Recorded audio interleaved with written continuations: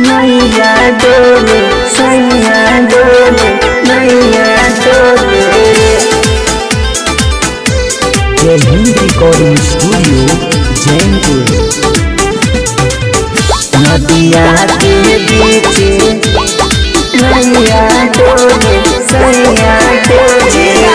जहाज जब पार सैया जी लालच कमार सैया जी बगल से निकाल सैया जी उड़ावत मार सैया जी बात करी मैया डोले।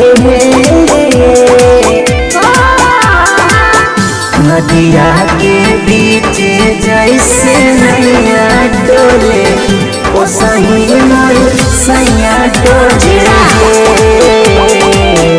नदिया के बीच जैसे नैया डोले ओ सही मोर सैया डोले।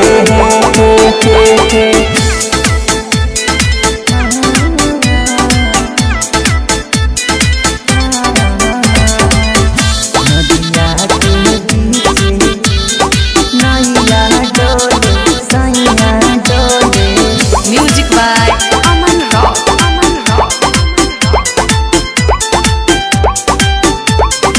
जय हिंद रिकॉर्डिंग स्टूडियो जैनपुर। तोहरा पियावा में बहुते बामा जलाना लहिकन के जैसे उता सटी जाए पाजलाना।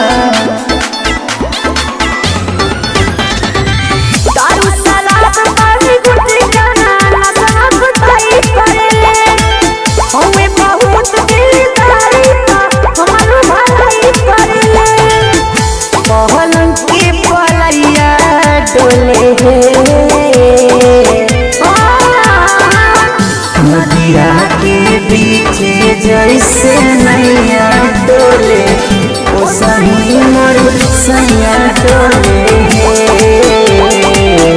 नदिया के बीच जैसे नैया डोले ओ सही मोर सैया डोले।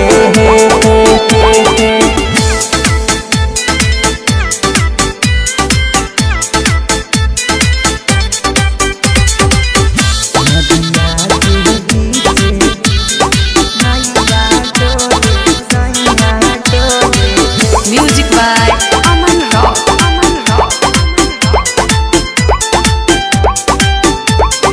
जय हिंद रिकॉर्डिंग स्टूडियो जैनपुर। जब खिसियाई हमके प्यार से मनावस नामा अपने ही हाथे हमके मुँह में खियावस नामा।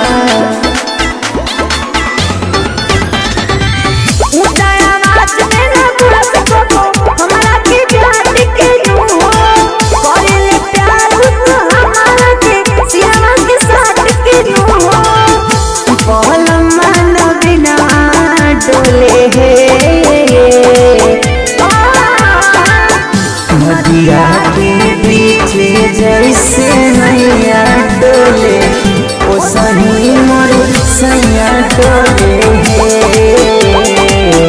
नदिया के बीच जैसे नैया डोले ओ सही मोर सैया डोले। हाय गाइस, अगर हमारा वीडियो आपको पसंद आया हो तो हमारे वीडियो को लाइक शेयर कमेंट करें और हमारे चैनल को सब्सक्राइब करें और बेल आइकन दबाना ना भूलें।